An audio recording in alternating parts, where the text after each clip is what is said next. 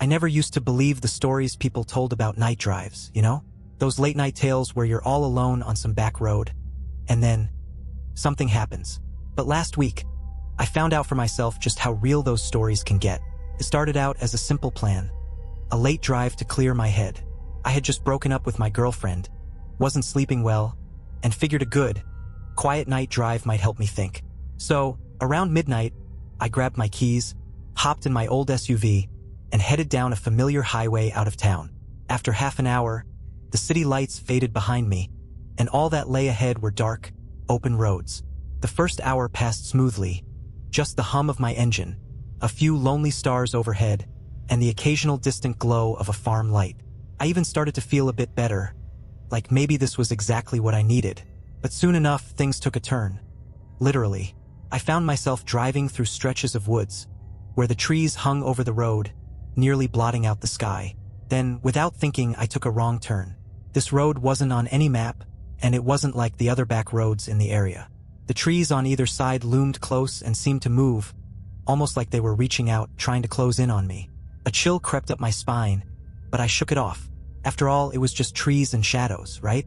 After a few miles, I realized I hadn't seen a single house, sign, or even another car.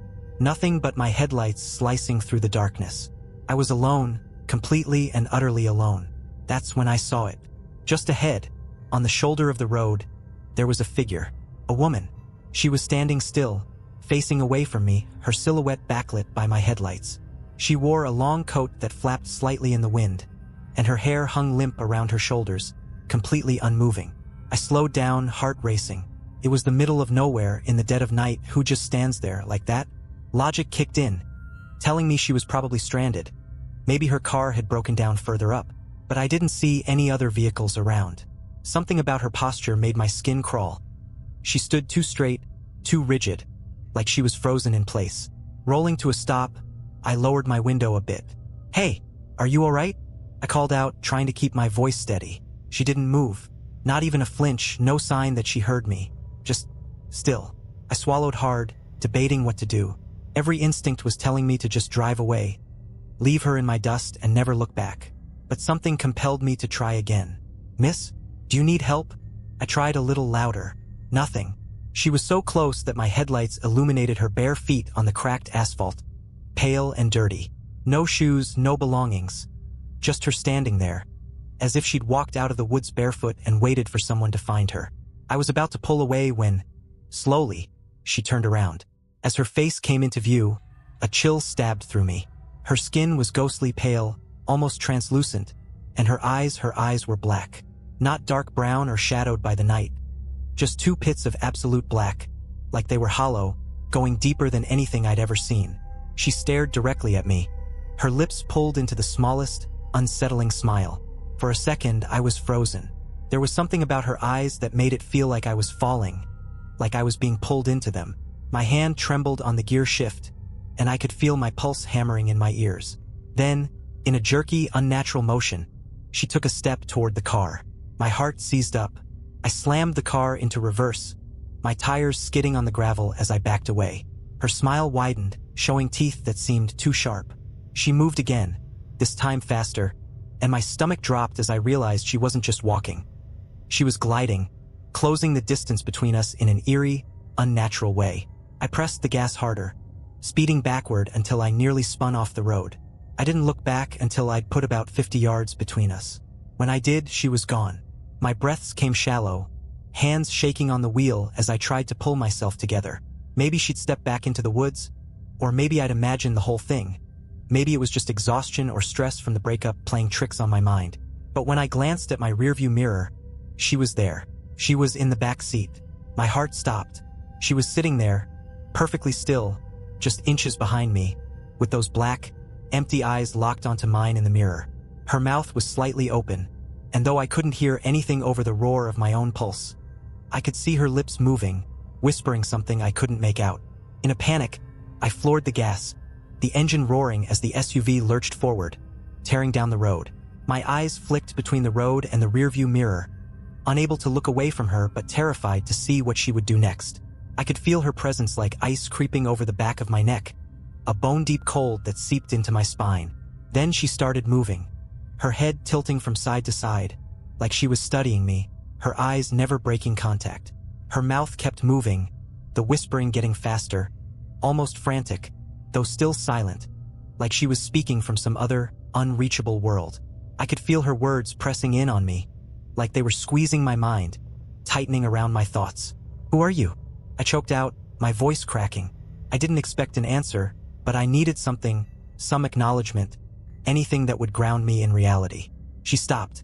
Her mouth froze mid-whisper, and for the first time, her eyes shifted. She looked past me out the windshield, her lips parted wider, her expression changing from that eerie smile to something else. An emotion I couldn't quite place, but that felt wrong, twisted. A mixture of anticipation and hunger. And then, in a voice that was barely more than a hiss, she whispered, "You shouldn't have come here." In that instant, all the lights on the dashboard flickered and died, plunging the car into pitch blackness. My breath caught as the car plunged into darkness, every sound swallowed by the thick, oppressive silence. I gripped the wheel so hard my knuckles ached. My only focus on the shape I knew was sitting in the back seat, lurking in the darkness just behind me. Desperate, I fumbled for my phone, but my fingers trembled so much that I dropped it onto the floor mat. As I leaned down to grab it, I heard a slow, dragging sound coming from the back seat. My mind went numb. I didn't want to look, but I couldn't stop myself. I lifted my eyes to the rearview mirror, and there she was, closer now, her face inches from mine, those black eyes peering directly into me. Before I could scream, her cold hand brushed my shoulder. It felt like a frozen claw, seeping all warmth from my skin. I jerked forward, yanking the door handle, desperate to escape. But the door was locked, and no matter how hard I pulled, it wouldn't budge. Her grip tightened, her fingers like ice around my shoulder, anchoring me in place. "Let me go!"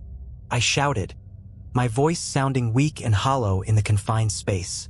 She tilted her head again, that horrible smile creeping across her face as if my terror was something she could taste. "You can't leave now," she whispered, her voice low and echoing, like a draft passing through a long-forgotten hallway. "Not after you've seen me." The words echoed in my skull, filling me with a dizzying, consuming dread. I forced myself to look back at the road, praying that if I just kept driving, I'd somehow shake her loose. Then, suddenly, she leaned in close, her icy breath grazing my neck, and whispered something that still chills me to the bone. "Look outside." Against every instinct, I turned my head, and what I saw made my blood run cold. The road had disappeared. The road was gone. My headlights cut through nothing but an endless, suffocating fog, a swirling gray void stretching in every direction. The trees, the asphalt, the familiar lines that should have been guiding me, they had all vanished, swallowed up by an impossible expanse that had no beginning or end. My stomach twisted. I felt trapped in some other place, like I'd driven right out of the world I knew and into a nightmare that didn't want me to leave.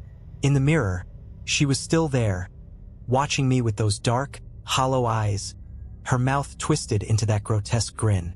Slowly, she leaned forward, her lips just inches from my ear. "Do you understand now?" she whispered. Her voice was an icy breeze, each word creeping into my bones. "You came here. You wanted this.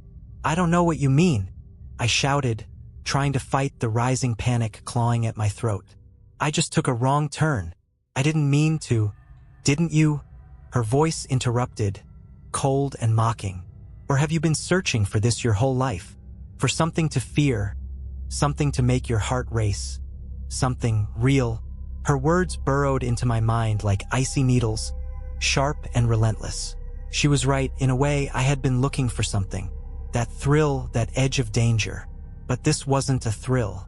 This was real, and every second spent in her presence was draining the life out of me.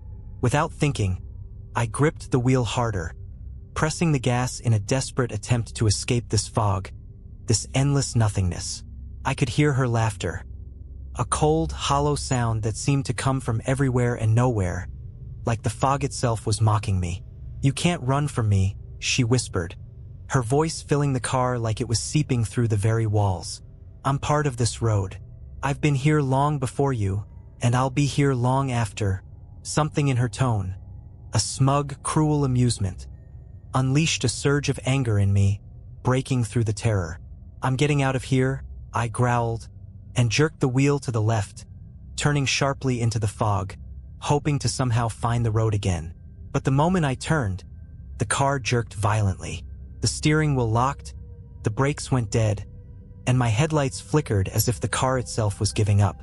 And then, just as suddenly, everything stopped. The car stalled, headlights flickering one last time before plunging me into total darkness. A heavy, unnatural silence filled the air. It was so thick I could hear my own heartbeat pounding in my ears, each thud echoing like a countdown. In the stillness, I realized I couldn't feel her anymore. That icy presence, the clawing grip on my shoulder. She was gone. For a moment, I almost let myself believe it was over, that I was alone again. Then I heard a soft, scraping sound, right outside the driver's side window. I held my breath, listening as the scraping grew louder, a slow, deliberate drag against the glass. The sound crawled into my ears, sinking deep, rooting me in terror. My hand crept toward the window controls, fingers trembling, but I stopped. Some part of me knew that I didn't want to see what was out there, that whatever I'd find on the other side of that glass was something I was never meant to see. But the sound persisted. It was taunting me, like it knew I wouldn't be able to resist. Summoning every ounce of courage, I turned my head. The fog outside was thick and impenetrable, swirling in slow, silent waves. But just inches away from me, pressed against the glass, was a hand. Pale, skeletal fingers dragging across the window, leaving streaks of dark, oily residue in its wake. My heart hammered. The fingers were too long, too thin, like something that hadn't been human in a very, very long time. They moved slowly, purposefully, as though savoring the moment, drawing circles, patterns I didn't recognize, symbols that made no sense but filled me with a deep, primal dread. And then, slowly, the hand began to retreat, sliding down the glass. I watched, paralyzed, as it disappeared into the mist, leaving only the dark, oily streaks behind.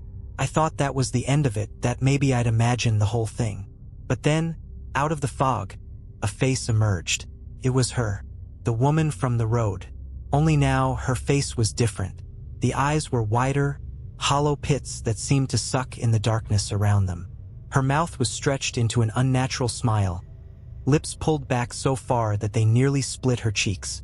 Her skin, pale and almost translucent, pressed against the glass as she leaned closer, her empty eyes locking onto mine. She spoke, but her lips didn't move. The voice was inside my head, clawing at my thoughts, drowning out everything else. "Don't you see? You've crossed over now. There's no going back." My hand shot to the ignition, fumbling desperately as I tried to start the engine. But it wouldn't turn over. The car was dead, just like everything around me. Panic surged as I twisted the key again and again, praying for anything. A spark, a rumble, even a flicker of light. Nothing. I looked up. She was still there, her face pressed harder against the glass, her smile wider, as if she could feel my desperation. With a final, gut-wrenching lurch of terror, I did the only thing I could think of. I opened the door. The fog poured into the car, cold and damp, wrapping around me as I stumbled out. I broke into a run, sprinting blindly into the mist. No sense of where I was going or if there was anywhere to go. I just knew I had to get away. But the further I ran, the thicker the fog became, swirling around me like a living thing, wrapping tighter and tighter until I could barely see my own hands. My footsteps echoed in an endless void, each step sounding farther away, like I was drifting out of myself, deeper into some place where time and distance didn't matter. Then, somewhere in the fog, I heard her voice again, soft and mocking, drifting closer with every word. "You can run, but you'll never leave. You're part of this road now, just like me." And that's when I saw them, figures emerging from the fog, one by one, lining the edges of this endless, empty road. Faces pale and hollow, eyes black as pitch, mouths stretched wide in silent screams. They watched me, motionless, as if they'd been waiting for me all along. I stumbled backward, heart hammering, breath coming in short, panicked gasps. I turned to run the other way, only to see her standing directly in my path, smiling that same twisted smile. Her eyes were wide, hungry, as if she'd been waiting for this moment. "Welcome to the road," she whispered, her voice echoing through the fog. "You'll be here forever." And then, everything went dark. I don't remember how long I was out. When I came to, I was lying on the cold asphalt, staring up at a sky as black and empty as her eyes had been. The fog was gone, but everything was silent. Too silent. I sat up slowly, feeling every muscle in my body ache as if I'd been frozen there for hours. My car was still there, a few feet away, headlights dim but flickering as if they were struggling to stay alive. The fog had left strange smears across the windows and body, dark, oily streaks and shapes I couldn't quite make out, but they filled me with that same deep, bone-chilling dread. Shakily, I got to my feet, glancing around. The figures that had been watching me were gone.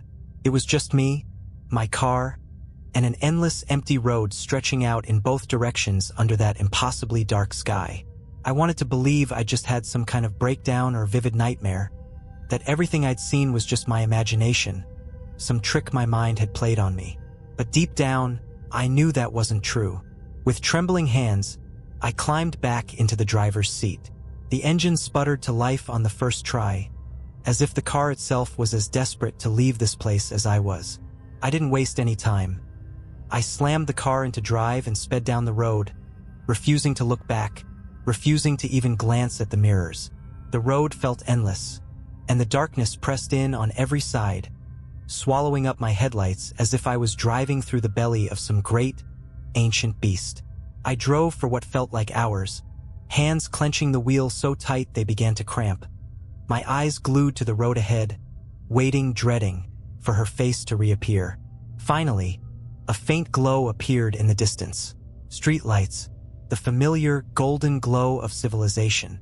Relief flooded over me, and I pressed the gas harder, desperate to reach the safety of those lights, of anything that looked remotely like normal. As I crossed under the first streetlight, everything changed. The hum of insects, the distant hum of traffic, the faint smell of gasoline and asphalt. All of it hit me at once, grounding me, pulling me back to reality. I glanced in the rearview mirror, half expecting to see her face leering back at me. But there was nothing, just an empty, ordinary road stretching out behind me. I kept driving until I reached the city, the familiarity of buildings and street signs calming my nerves. Eventually, I pulled into a gas station, hands still shaking as I parked and sat in silence, letting the reality of what I'd just been through sink in. When I finally stepped out, I noticed something on the rear window. Dark, oily smears, the same strange symbols I'd seen on the car when I woke up. I stared at them, the memory of her whispering voice echoing in my mind. "You're part of this road now, just like me." I scrubbed at the stains with a rag, but no matter how hard I tried, they wouldn't come off. Now, every time I drive at night, I feel it. That strange pull, that sense that I could take one wrong turn and end up back there, back on that endless, fog-choked road. And every so often, I catch a glimpse of something in my rearview mirror. Just for a second, the faint outline of a figure, standing far back on the edge of my headlights, watching, waiting. And every time, I hear her voice, faint and mocking, as if she's right there, whispering in my ear, "You'll be back." A few weeks passed, but I couldn't shake the feeling that something was wrong. Every night, as soon as the sun dipped below the horizon, a strange heaviness settled in my chest. Driving at night became a test of will. Even if I only had to go a few blocks, I felt that same pull, that invisible thread tugging me back toward that endless road, that fog, and her. One night, I was driving home from a late shift, exhausted but too wired to go straight to bed. The streets were empty, just the occasional flicker of a streetlight cutting through the darkness. I was lost in my own thoughts, replaying that night over and over, when something caught my eye in the rearview mirror. It was the barest hint of movement, a flicker, like a shadow that didn't belong. I glanced up, heart pounding, and there she was, In the distance, standing dead center in the middle of the road, her pale figure illuminated just briefly by my brake lights before disappearing into the shadows. My stomach twisted. It was impossible. I'd left her behind.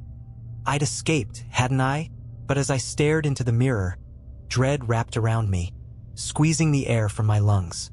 She was still there, her form half hidden in the darkness, her face barely visible. Just the glint of her eyes, empty and endless, and that smile, a slit of darkness that seemed to widen, mocking me, reminding me that I was never really free. I tried to speed up, but the car felt heavy, like something was pressing against it, dragging me backward. The lights on the dashboard flickered, and the familiar static crackled through the radio, filling the car with that chilling hum, that endless hiss of white noise. I was gripping the wheel so hard my knuckles turned white, my gaze darting between the road ahead and the mirror. My mind raced, trying to convince myself it was a trick of the light, a hallucination born of exhaustion and fear. But every time I looked back, she was closer. Each glance brought her nearer, her face coming into sharper, more horrifying detail. The gaunt, lifeless features, the twisted smile, and those eyes that seemed to pull me into a depth I could never escape. Then the static grew louder, drowning out everything else. My vision blurred, and for one horrifying moment, I couldn't tell where I was. The road, the car, the city, all of it faded, replaced by a thick, suffocating fog. I was back on that road. My heart hammered as I gripped the wheel, desperately trying to fight the pull, but it was no use.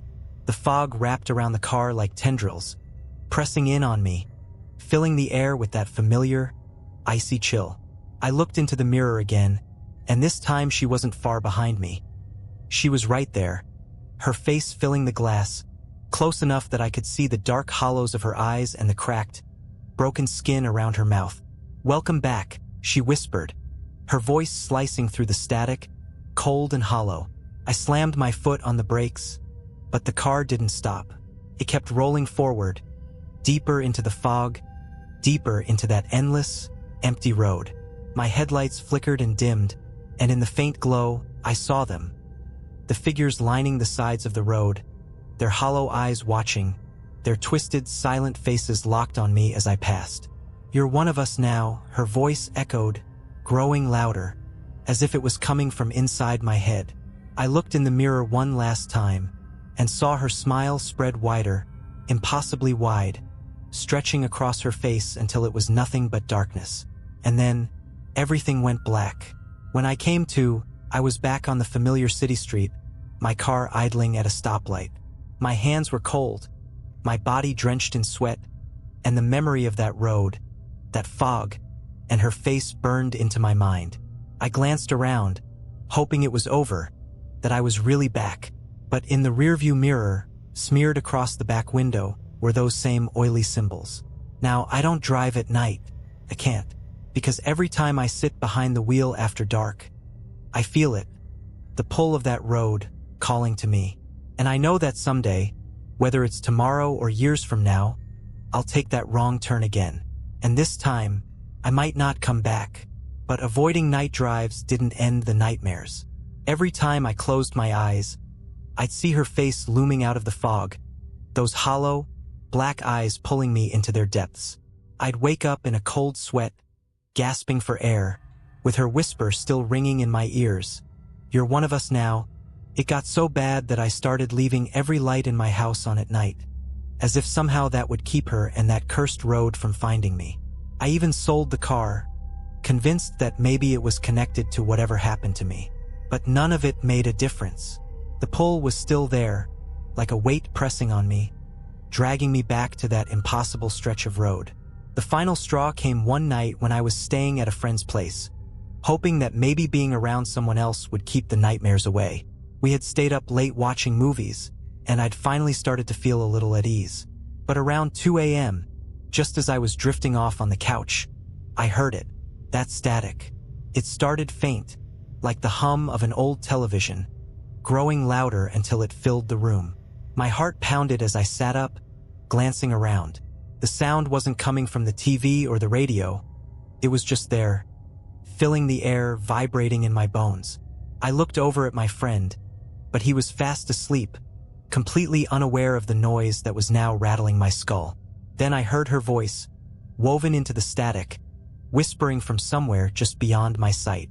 "It's time." I scrambled off the couch, heart racing, stumbling toward the door. But as I reached for the handle, the air grew cold, freezing, and the lights flickered. I stopped dead, my breath visible in the icy air, and in that moment, I knew she had found me. With a trembling hand, I slowly turned around, and there, in the dim, flickering light, she was standing at the end of the hallway, half hidden in shadow, her black eyes fixed on me.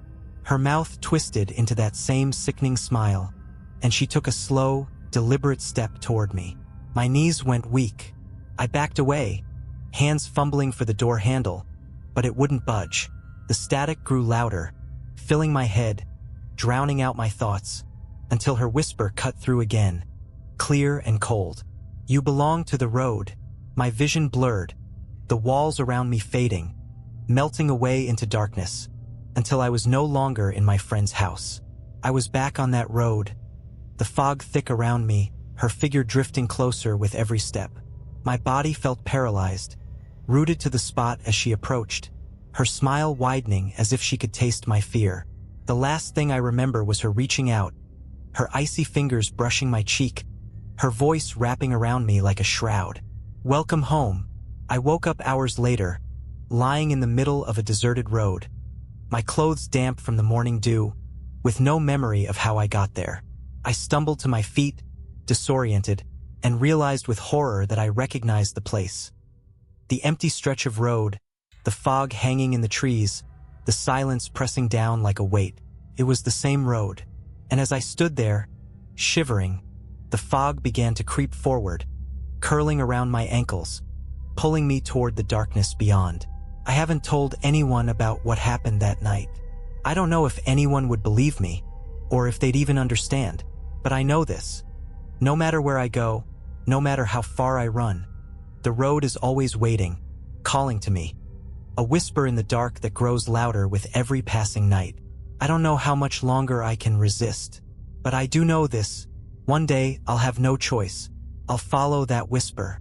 I'll return to the road. And this time, I won't be coming back. It's been 6 months now, and every day feels like a countdown.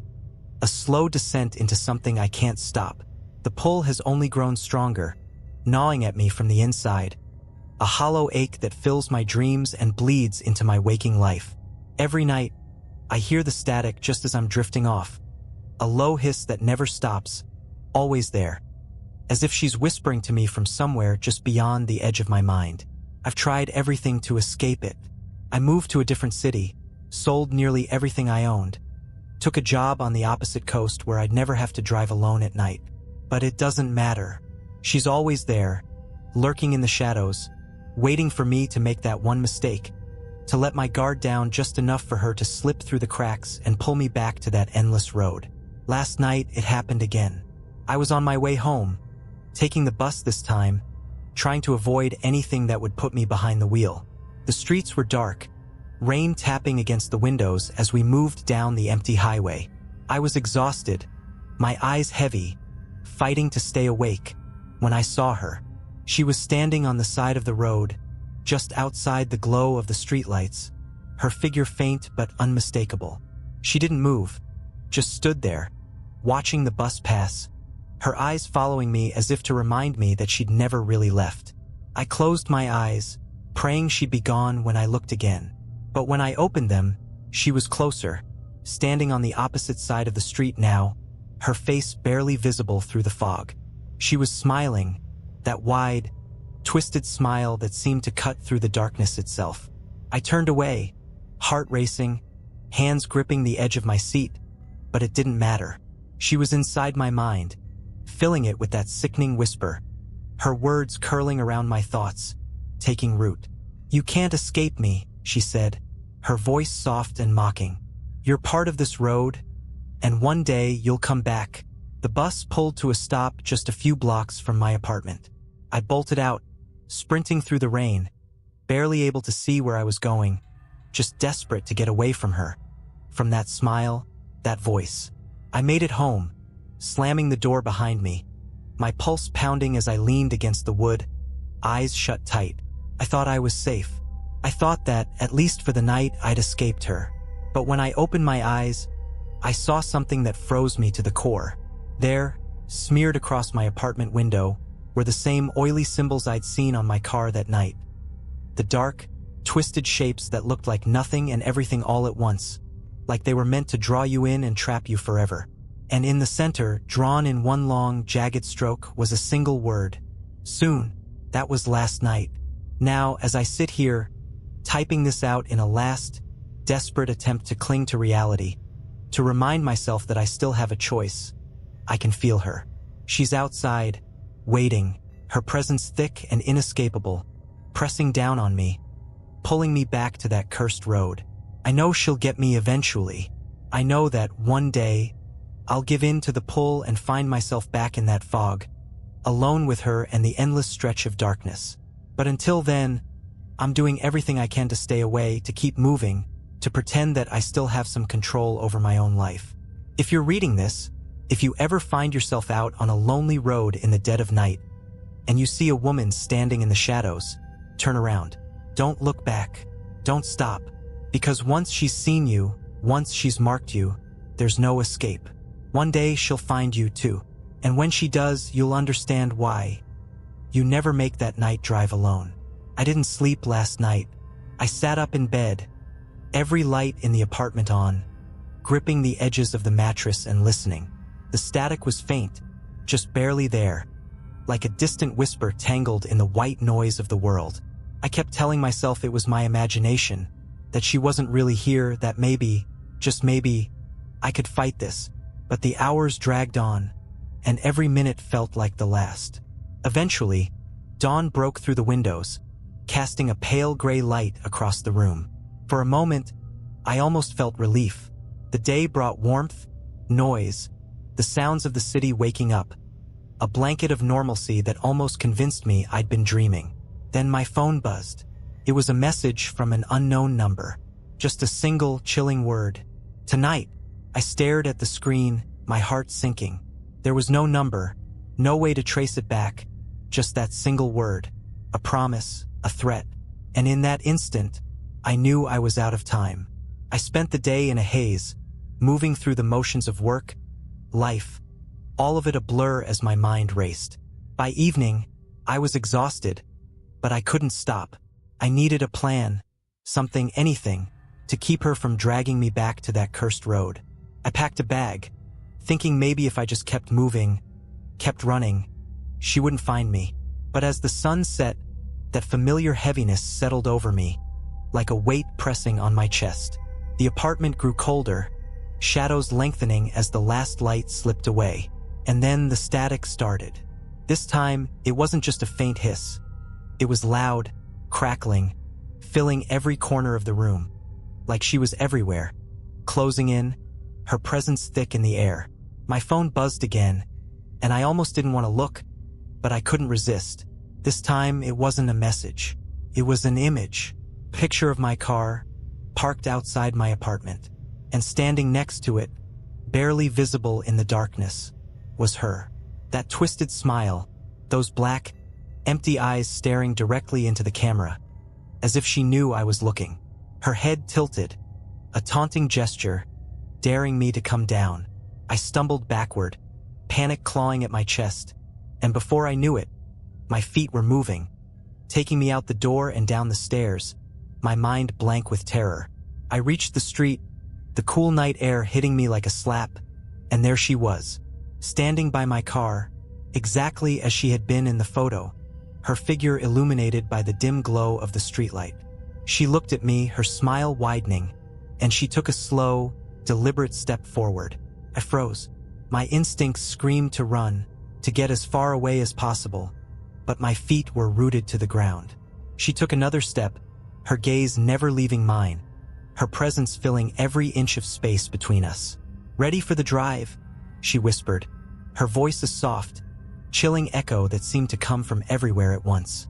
Somewhere deep inside, I found the strength to shake my head, to mouth the word no, but she only laughed, a cold, hollow sound that sent a wave of nausea through me. "You came this far," she said, tilting her head. "It's too late to turn back now." I don't know what possessed me, but in a last, desperate move, I lunged toward the car, throwing myself into the driver's seat and slamming the door shut. My hands shook as I gripped the wheel, turning the key in the ignition, praying it would start. The engine roared to life. Relief washed over me, and I glanced up, hoping maybe she was gone. But she was already in the passenger seat, sitting there as if she'd been waiting the whole time. Her eyes met mine, those dark, endless pits that seemed to pull me in, deeper and deeper, until I could feel myself slipping away, sinking into that same empty void. Her smile widened, and she leaned closer, whispering in my ear. "Drive." With a trembling hand, I put the car in gear, my body moving as if controlled by something outside myself. The car lurched forward, rolling into the night, and the familiar fog began to creep in, swallowing the road, the city, everything. The world outside faded, replaced by that endless stretch of darkness, the same cursed road I'd thought I'd escaped. I drove, helpless to stop, her presence looming beside me, filling the car with an unbearable cold. I don't know how long we've been driving. Time doesn't seem to exist here. The fog is thick, unending, pressing against the windows like it's trying to seep in. Every so often, I catch glimpses of figures on the side of the road, silent watchers, hollow-eyed and still, faces twisted in expressions of eternal dread. And deep down, I know I'm one of them now. I've been driving forever, and I'll drive forevermore, lost on this road that has no end, in the company of the woman who haunts my every mile. I don't know if anyone will find this message, if anyone will understand what I've become. But if you're reading this, if you ever feel that pull to take a night drive, to explore the quiet roads when the world is dark and silent, don't. Because once you're on this road, there's no turning back.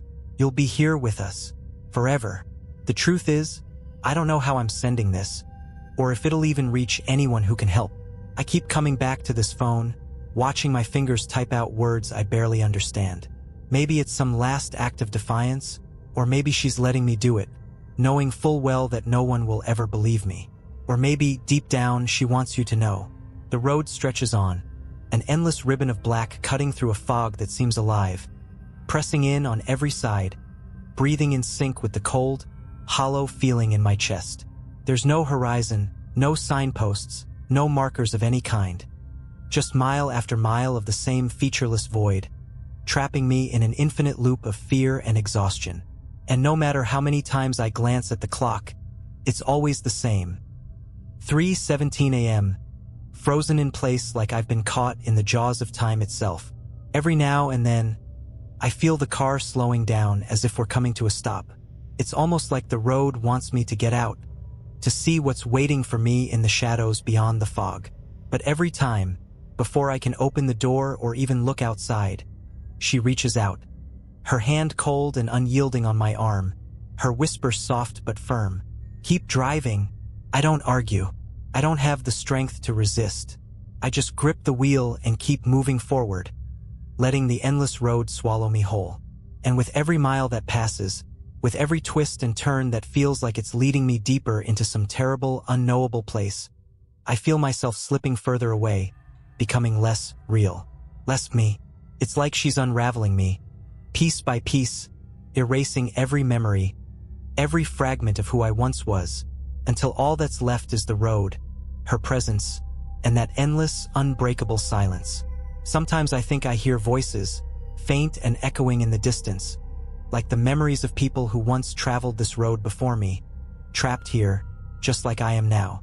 But the voices are thin, wisps of sound that vanish the second I try to focus on them, leaving me with nothing but the cold, empty static that fills every corner of my mind. I wonder if this is what it means to be a ghost, to be caught in a place that doesn't exist, bound to a fate that you can't escape, forever reliving the same nightmare over and over again. I wonder if that's what she is. A ghost, a memory, a piece of something that once lived but was twisted, pulled back by this road, transformed into something dark and hollow. And I wonder if that's what I'm becoming, too. The fog thickens, swallowing the car in an impenetrable gray haze. I can barely see the road anymore, just the faint outline of the pavement stretching out in front of me, leading me deeper, always deeper, into whatever darkness lies at the heart of this place. I glance over at her, hoping, praying for some hint of mercy, some sign that this will end. But she only stares back at me, her eyes empty, unblinking, a void that reflects nothing and sees everything. "Are you ready?" she asks, her voice soft, almost gentle. I don't know what she means. Ready for what? She smiles, a sad, knowing smile that chills me to my bones. To let go, she whispers, leaning closer, her breath cold against my skin. To become one with the road. I shake my head, clutching the wheel tighter, refusing to give in. But even as I fight, I can feel it happening, feel myself unraveling, fading into the fog, becoming just another part of this endless, haunted road. And in that moment, as the last shreds of my will slip away, I understand the truth. There is no escape. The road has claimed me. I don't know what keeps me going now. Maybe it's just habit. My hands locked on the wheel, my foot pressed to the pedal, eyes fixed on the never-ending road. Or maybe it's some stubborn part of me that refuses to let her have the satisfaction of seeing me break completely. But deep down, I know she's already won. I'm just going through the motions, drifting in and out of consciousness, caught somewhere between life and whatever waits for me in the fog. Every so often, she speaks. Her voice is softer now, almost soothing, like she's trying to coax me into surrender, to help me accept what I've become. "It's easier if you let go," she murmurs, her hand brushing my shoulder with a touch that's almost tender. "You're part of the road now. Fighting it will only make it hurt, but I can't let go. I can't bring myself to accept that this is my eternity. Driving this same empty road, surrounded by fog and silence, with her at my side, forever. I don't know how long I've been here. Minutes? Days? Time has lost all meaning. The clock still reads 3:17 a.m., mocking me, trapping me in a single endless moment. Then last night, or maybe it was a week ago, maybe it was a year, something changed. I was driving, as always, eyes heavy, mind numb, when a flash of movement caught my attention. A figure, far up the road, barely visible through the fog. At first, I thought it was just another trick of the mist, a shadow cast by my own headlights. But as I drew closer, the figure took shape. A person, standing on the side of the road, waving their arms. I blinked, heart pounding. Could it be? Someone else? Someone real? I slowed down, my pulse racing, my mind torn between hope and terror. What if it was another trap, another trick she was using to pull me deeper? But the figure seemed solid, real. A man, standing in the road, his face drawn and pale, eyes wide with fear as he watched my car approach. I pulled to a stop, rolling down the window, barely daring to believe it. "Hey!" I called, my voice hoarse, desperate. "Can you hear me?" The man nodded, stumbling forward, his eyes darting nervously to the fog, as if he was afraid of something lurking just out of sight. "Please," he rasped, his voice raw. "Please let me in. I've been walking for days, maybe weeks. I don't know how I got here." My heart twisted. He was like me, another lost soul, trapped on this cursed road, wandering endlessly, searching for a way out. Without thinking, I unlocked the door, and he climbed in, slamming it shut, his hands shaking as he clutched the edge of the seat. We sat there in silence, the fog pressing in around us, each of us too afraid to speak, as if acknowledging our nightmare would somehow make it worse. After a while, he turned to me, his face hollow, haunted. Have you seen her?" he whispered. I nodded, unable to find words. I didn't need to explain. He knew.